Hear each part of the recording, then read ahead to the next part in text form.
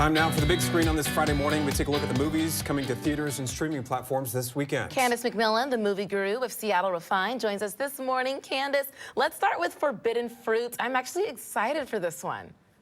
Yes, I think a lot of women will be. There's been a lot of previews for it. And it's interesting. It's kind of culty. So if you're into like 90s cult movies like The Craft, Mean Girls, you know, there's that vibe here. And I thought it was a lot of fun. It is based off a small off-Broadway play from 2019, and it stars Riverdale's Lily Reinhart as Apple, the queen bee of her little microcosm, which is the Free Eden, an obvious ripoff of Free People, storefront in a Texas mall. She commands her small army, consisting of fellow fruit-named coworkers Cherry and Fig.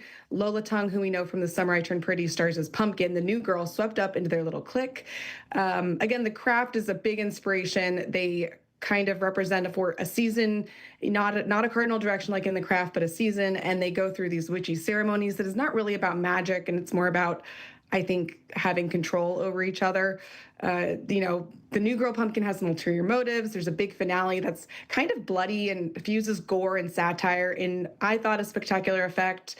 It's only set in the mall, pretty much. I thought Reinhardt's performance was really good and mesmerizing. You know, I really enjoyed this movie. I wonder if people go into it with high expectations into a theater, they'll be a little disappointed because it is kind of a fun, hammy movie. So don't expect some big, I don't know, production. It really is. There's a lot of talking, not too much happens, and it's just about the vibes.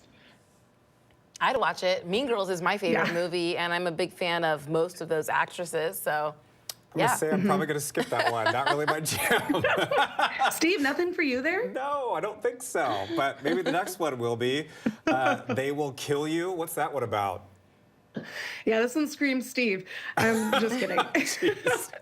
Thanks, Candace. I'm so sorry. This weekend, there's a lot of these like women taking power and inciting violence movies. I'm not quite sure why this is the weekend for it, but here we are. If you're not prepared for blood squirting out of severed limbs and lots of similar gore, then you will likely want to skip this one. But for those who like a survive the night premise, They Will Kill You is here to shock, awe, and gross you out. It stars Zazie Beetz as Asia, a strong young woman who answers a job for a housekeeper ad, and an exclusive Manhattan high-rise that houses a secret. Unbeknownst to Asia, what should be a straightforward night turns upside down when she is hunted down, trapped in the building with no way out except through her many assailants who don't want to go down without a fight. I'm being a little vague because I don't want to spoil some of the plot points.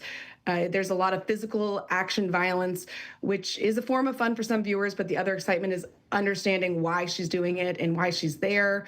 It also stars Patricia Arquette, Heather Graham, and Tom Felton, aka Draco from Harry Potter. This movie's a bit all over the place. It doesn't really try to create a storyline that makes sense. There are so many questions and logistics I would have loved answered, but that's probably not why you would go to this film. You are going there to have a bloody ball. You know, you don't want it to explain itself, but it was fun. It was quick. It was just 90 minutes. So at the very least, it is self-aware enough to know to get its punches in quick. What do you think? I would watch that I one. think I would too, actually. I don't usually go for the blood and gore, but it seems interesting. And only 90 minutes. Not bad. Nice and quick. 90 minutes. Have your in and popcorn. out, Enjoy, yeah. Okay, lastly, this one's called Pretty Lethal, and this is streaming on Prime Video. Yes, we have some ballerinas now. We're on to the ballerina portion of the show. These 5 ballerinas walk into a remote roadside inn. It is not the setup for a joke. It is pretty lethal. And it's a comedy that's action-packed, also a thriller to some extent. And it stars a troupe of ballerinas stranded in a Hungarian forest on their way to a competition. They look for help at an inn run by a reclusive former ballet prodigy played by Uma Thurman, where a house full of rugged bad guys are as dangerous as they look. This also stars a ensemble cast of young female actresses. Dance Mom starred Maddie Ziegler, Iris Apatow, daughter of Judd Apatow, and actress Leslie Mann, Lana Condor, who you know from Netflix's To All the Boys I've Loved Before. You know, each ballerina kind of fills a familiar cliche. It's generally works and their chemistry vibes. Uma Thurman hams it up in her role, and it's commendable how serious she takes such a ridiculous part.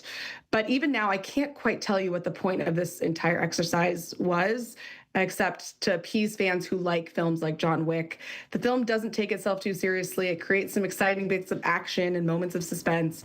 But I can really totally understand why this is premiering on Prime Video. It's like the week for female leads, gore, blood, like action. I don't mind it. I don't mind it either. Yeah, looks like a winner. They all got together and decided this is what we needed this weekend. Hey, Okay. not a bad week. I don't know why the timing, but it's the timing.